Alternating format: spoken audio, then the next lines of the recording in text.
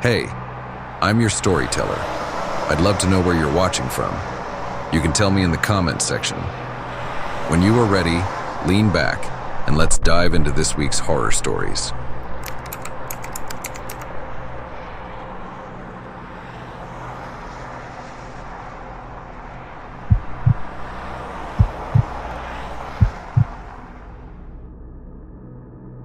I've been driving trucks for over a decade, so I know most of the roads I run like the back of my hand. Some stretches feel friendly, like you can nap with one eye open.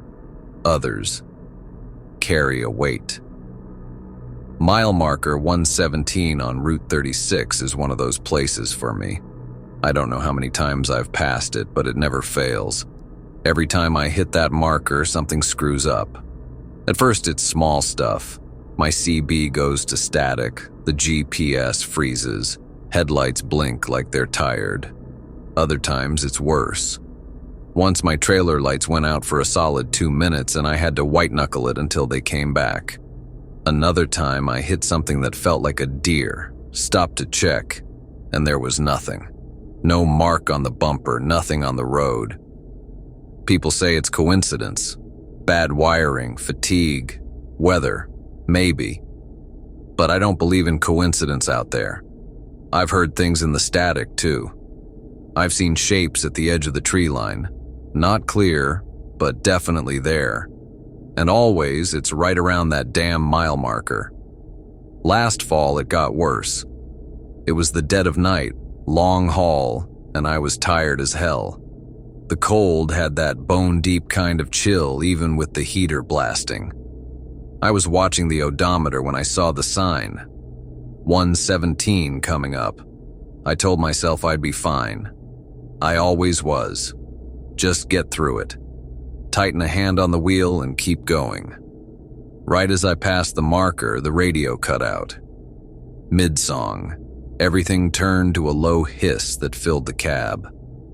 I reached to kill it, but underneath the static there was something else.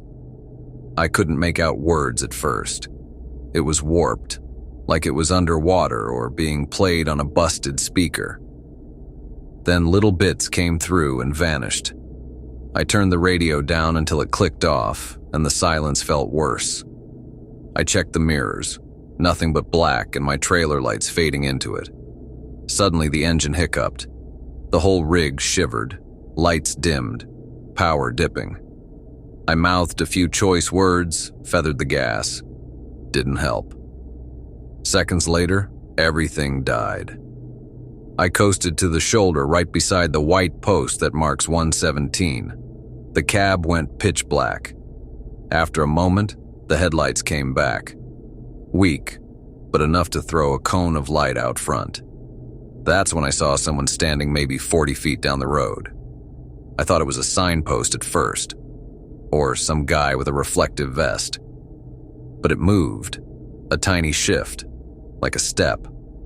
Too human to be a trick of the mind, too still to be normal. I locked the doors. The person didn't wave, didn't step toward me, just stood there, watching. I told myself it had to be a stranded driver or someone messing with me. I checked my phone, no service. Of course. For a long time, nothing else happened. I sat there with my engine dead, the cab filling with the smell of diesel and cold air, watching that silhouette. Then the CB burst back to life, blasting static so loud the whole cab rattled. Underneath it came that warped voice again, clearer this time, strings of syllables I couldn't parse. One phrase cut through, though, sharp and clear. "Behind you." I turned around like an idiot. The sleeper was empty, just my jacket and a duffel. But the hair on the back of my neck stood up. When I looked forward again, the person was gone. I don't know how long I sat there, shocked. But eventually I got the engine back to life. I didn't waste a second. I hit it and left that spot like somebody was on my tail. I stopped at a truck stop nearly 50 miles down the road. Parked under fluorescent lights, surrounded by other rigs and the smell of coffee, It took me a good long while to calm down. I stared at myself in the windshield and tried to tell myself a rational story. Old wiring, tired brain, a trick of headlights. Maybe, but it didn't feel like that. I still run Route 36. Sometimes I don't have a choice, but when I see the numbers creep up and 117 gets close, that weight comes back.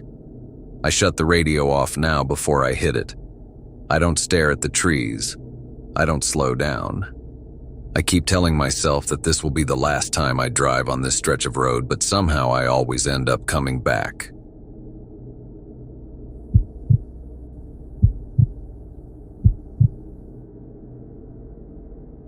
This happened about 2 years ago, somewhere along I-80 in Nebraska. I had a delivery scheduled for Salt Lake City, and I was running ahead of schedule. Around 1:30 in the morning, I pulled off at one of those small, unlit rest areas with just a couple of picnic tables, a bathroom shack, and 2 parking spots. No cameras, no vending machines, no lights except for the moon and my cab's interior glow. I parked, killed the engine, cracked a window for some air, and climbed into the sleeper berth behind my seat.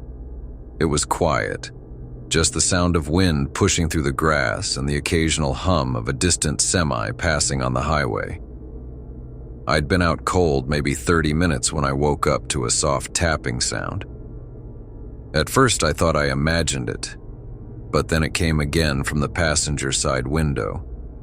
I stayed still.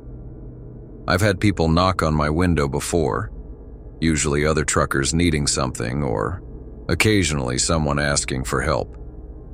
But this didn't feel like that. The tapping stopped. I slowly slid out of the berth and peeked through the curtain. The passenger side window was fogged up, but I couldn't see anything.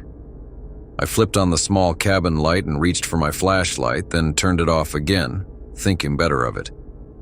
Something about turning on the lights made me feel exposed. I moved to the driver's seat as quietly as I could and looked in the side mirror. What I saw shocked me to my core. There was a man standing maybe 15 feet away, just at the edge of the pavement. He was facing the truck, motionless.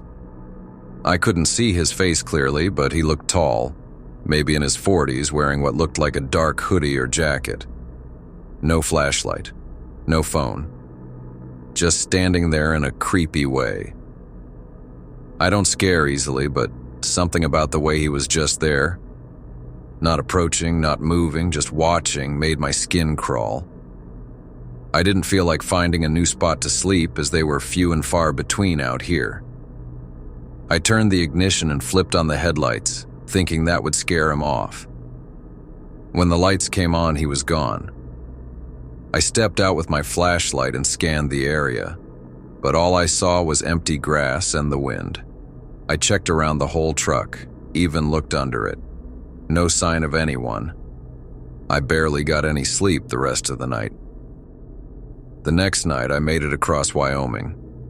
Around 2 a.m., I pulled into another rest area just past Rawlins. This one was a little nicer, lit bathrooms, vending machines, even a security patrol. Still, I was exhausted, so I parked near some other trucks and tried to sleep. I woke up again to tapping, same rhythm, from the passenger window. I sat up fast and checked the mirror, and there he was. I couldn't tell if it was the same man. He just stood there like the night before, staring at the truck. I laid on the air horn for 3 seconds, hoping to wake someone else up or scare him off. He just stood still. I looked around for maybe 2 seconds to see if any other truckers woke up. When I looked back, he was gone again. I jumped out with my flashlight, checked around, asked another driver nearby if they'd seen anyone suspicious, but they hadn't. After that, I couldn't shake the feeling that I was being followed.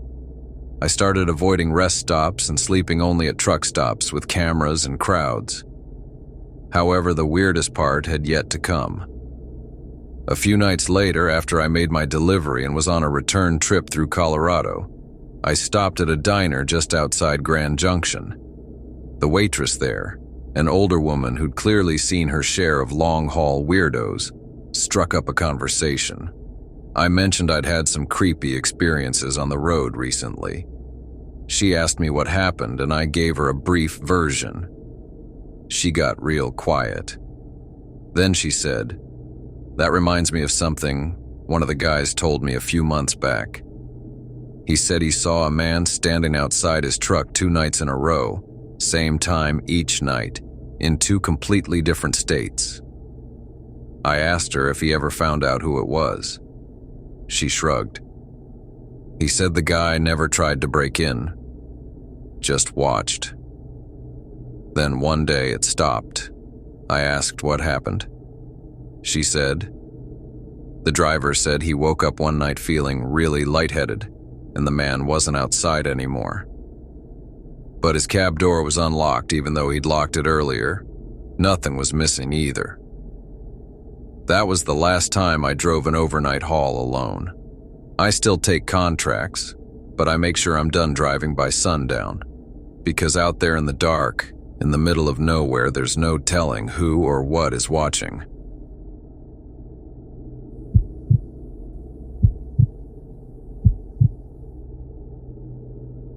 I was driving cross-country alone, the kind of long-haul trip that sounds romantic until you hit hour 9 and your legs start cramping from cruise control. I was somewhere in West Texas. All there was around was dead grass and the silent sky. I'd been driving since early morning and it was nearing midnight. My gas gauge dipped below a quarter, and I figured it was a good time to stop. A glowing sign appeared in the distance like a mirage. Alton's Fuel and Food. It looked like one of those independent truck stops. Outdated font, a single gas pump island, and a diner attached to a convenience store. There was not a single other car in the lot, though. I pulled in, filled up, and headed inside to stretch my legs and maybe grab something to eat. The place was quiet.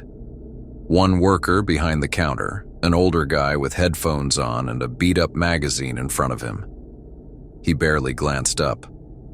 There was a metal rack of pre-wrapped sandwiches near the back and a door to the restrooms tucked beside it. The bathroom lights were flickering like every horror cliché. It was one of those single-stall setups, sink, toilet, urinal, and the door locked behind me with a clunk. I did my thing, splashed cold water on my face, stared at my reflection, and then suddenly the door handle began to rattle. I figured someone was just trying to check if it was occupied. I called out, "Occupied!" loud enough to be polite but firm. The rattle stopped for a few seconds. Then it started again, but more forceful. I backed away from the sink. "Yo, someone's in here." They just kept pulling the handle. I was about to confront whoever it was, but then it stopped. I waited maybe 30 seconds before unlocking the door. No one was outside, not in the hall, not near the shelves. It was quiet as a church. The guy behind the counter was still reading, didn't even glance up. I walked over and asked him if someone else had come in. He took out one earbud and squinted at me. "Nah, haven't seen anybody." "You sure?" He shrugged. "Just you since 10, man." I glanced around the store again. Still empty. I started feeling that weird flutter in your chest, like your body knows something's wrong before your mind catches up. I brushed it off and grabbed a sandwich and a bottle of water. As I walked back to the counter, I heard something. A flush. From the bathroom I just came out of. It wasn't automatic. I remembered that because I had to flush it myself. I turned back toward the hallway and watched. But it was still. Then the bathroom door creaked closed again. Slowly. I didn't stick around. I paid for the sandwich at the counter and practically jogged outside. My heart was in my throat and I couldn't explain why. It was just a bathroom, just a door. I told myself I was being paranoid, tired from the road and simply jumping at shadows. I got into my truck and locked the doors. Before pulling out, I glanced at the store again. There was a face at the window, not pressed against the glass, just behind it, in the shadows of the convenience store, near the bathroom hallway. A face, staring at me, motionless. It wasn't the cashier. I could still see him behind the counter, earbuds in, oblivious. I floored it, and I didn't stop again until I was an hour down the highway. I kept checking my rearview mirror even though there was no reason to. I know what I saw. I know I closed that bathroom door behind me. I don't know who rattled that handle. I don't know who flushed that toilet. And I don't know how someone else could have gotten in without either of us hearing the door chime. If you enjoyed the video, please consider liking, commenting, and subscribing as it shows the YouTube algorithm that you enjoy my content. I'll see you next week for another horror story video.